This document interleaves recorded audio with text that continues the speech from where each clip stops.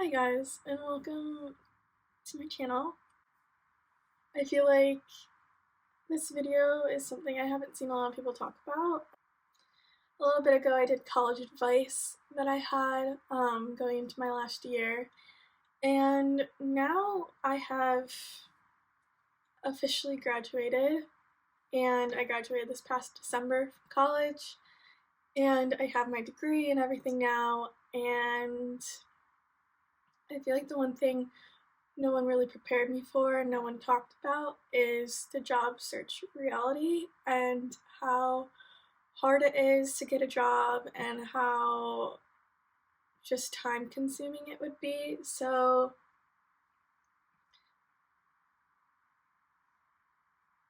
I decided I want to share some things that I've learned along my way so far with everyone else in case they're not really knowing how to feel about it, don't really know what's going on, and can just sort of feel better about not having a job or anything like that, because it is difficult to get a job, especially in this world right now, and any little thing I feel can help.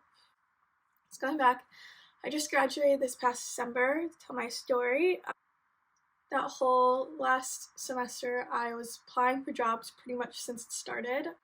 Jobs anywhere, anything in writing that I could do, I was basically applying for. I didn't hear really anything back until December, which was, I was literally in the middle of finals when I finally heard back from someone and finally got the internship I'm at right now. But it took a while and it was really frustrating. I was really down on myself all the time because I wasn't hearing back at all. And I just wanted to share all of this with people who might be going through the same thing.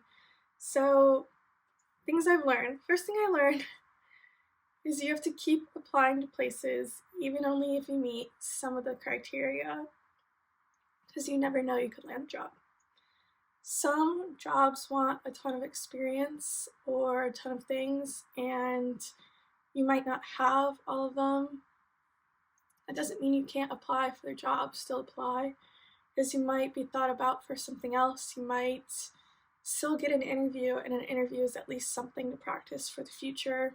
But honestly, just batch apply to a bunch of places. Apply as many places as you can, as many jobs as you can, because it's just more likely that you might hear something back. So maybe you won't, but don't let that get you down if you don't hear anything. Second thing I learned going from that is you most likely won't hear back from 85% of the companies. Some will send emails saying, oh, they went with other people, but majority of the time you just won't hear anything at all, which is why you just have to keep applying to places and just kind of hope for the best. A lot of the time I applied to so many places, and a lot of times I got, oh, like we went with someone else. Most of the time I didn't hear back at all, and I sort of just moved on from thinking about that job and went to something else, like went and focused on another job I wanted, something like that, because majority of the time if you don't hear back, you're most likely not going to hear back. And I feel like a lot of applications I submitted, they said in it, if you don't hear back from us, like that just means you didn't get the job. So a lot of them are resorting to just not answering and only answering the people they're going with for the next round of the process. But don't let that discourage you at all. The third piece I would say is have a cover letter that you can use as a base. So a lot of applications want a cover letter and a resume. So for my applications, I would use the same cover letter I wrote probably when I first started applying to jobs in general and internships my junior year of college, and I pretty much use the same thing. I just change up some of the words, some of whatever I'm talking about, whatever. Some jobs request you to talk about certain things in your cover letter, so if that's happening, then I'll put that in there. But if not, I just change it up to match whatever job I'm applying for. So just because, just change it up to match whatever job I'm applying for so that it fits with where I'm going. You also don't want to submit one with the wrong company name, because it's always like to the company hiring committee or whoever it is too. You don't want to get that wrong, so I always change mine for every single one, and I save it on my computer as something different, so I literally have all the cover letters I've ever written or changed to on my computer so that I can look back at them, see them, change them if I need to, and easily just go off with those. Having to rewrite cover letters can be time consuming, so having this base of just what a cover letter is and what needs to be on it is really essential for not wasting time and just batch applying to places and easily changing. I think if I didn't have this cover letter idea, it would have taken me probably hours and hours to apply, where it honestly took me, I honestly think I applied for a couple of hours every week when I was doing it, and most of the time it was just searching for the jobs, not actually applying for them. But some did take longer just because they have certain questions you need to answer, certain questionnaires going out. My next thing is you don't need to put every job you ever worked on your resume. Since I turned 16, I have probably worked around 6 to 7 jobs, and some have been internships, some have been retail jobs. I worked at a pool, I worked at a dog daycare. Like, not all of them are on my resume. I think I have 3 jobs on my resume right now.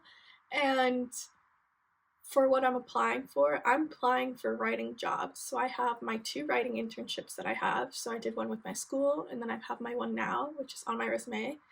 And then I have a retail job that I worked for probably 2 or 3 years on there, just so it shows that I was committed to a company for a long time and I can show that commitment to another company.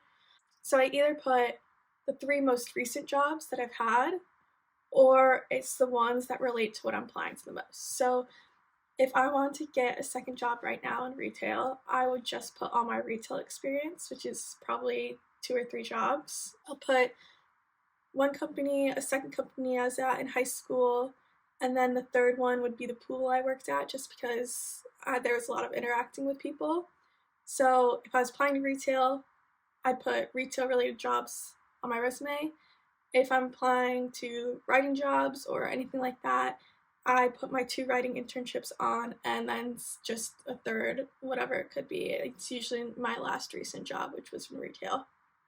You don't need 6 or 7 jobs on there. You don't need to write every single one. I honestly think it's kind of bad if you do. They don't want to look at every single thing you've done. They want to look at what experience you have that will fit the job you're applying for, so that they can see like if you are a good fit or not. So just keep that in mind. It doesn't have to be everything. Lastly,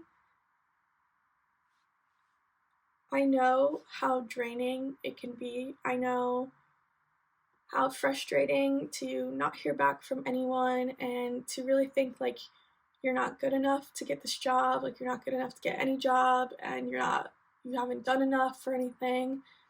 All I can truly say is don't give up. And I know that's like easier said than done. I know that myself. It was very difficult for me to keep applying when I wasn't hearing back from anything, and I thought I just wasn't good enough for any job. I thought I would never get a job in my entire life. All these things. I know how frustrating not hearing back can be, but I know that it can make you want to stop. And if that's the case for you, take a week, take a break, reevaluate what you want to do. Like, reevaluate what job you want, reevaluate. Maybe instead of looking for a full-time job, you're looking for a paid internship.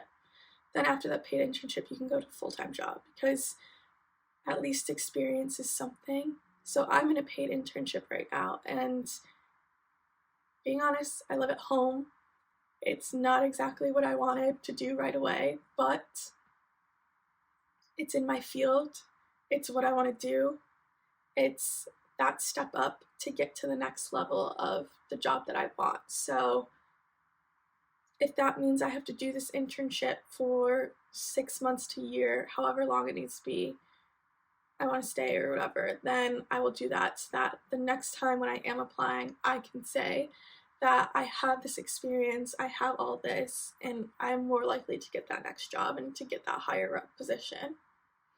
I think I applied until about Thanksgiving. I was applying like every week to a bunch of jobs until about Thanksgiving. And then that's when obviously things really pick up with finals, presentations, and all that stuff. So at that point, I sort of stopped applying for that month until finals was over. And I eventually was able to hear back in the middle of finals week. I heard back from a job, had an interview right after finals, got it, and I started working in January for this internship that I'm in now. Last thing I can say is the more times you apply, the more likely you are to get a chance at a job. If I apply 50 times, that's 50 chances of getting a job. If I apply 10 times, it's only 10 chances I'll actually get an interview and get the job. So the more you apply, even if you don't meet all of the criteria, even though anything like that, the more likely you are to at least get something in return, even if it's just an interview that's practice for the next time. I feel like there's more I have always thought about of this whole process and everything. I just can't think of it off the top of my head. I wrote most of it down, but it comes and it goes when I'm working and thinking about life and everything. But yeah, that's all I have for you today. If you want more videos like this, more content of talking about college and everything and post-grad life, let me know in the comments and I will be sure to get videos up there, especially if you have any ideas or want me to talk about anything specific. Please put it in the comments and I will 100% try to get a video on it as soon as possible. But yeah, thanks for watching. I hope you enjoyed it. Like and subscribe, please. I would really appreciate it. Yeah. Bye.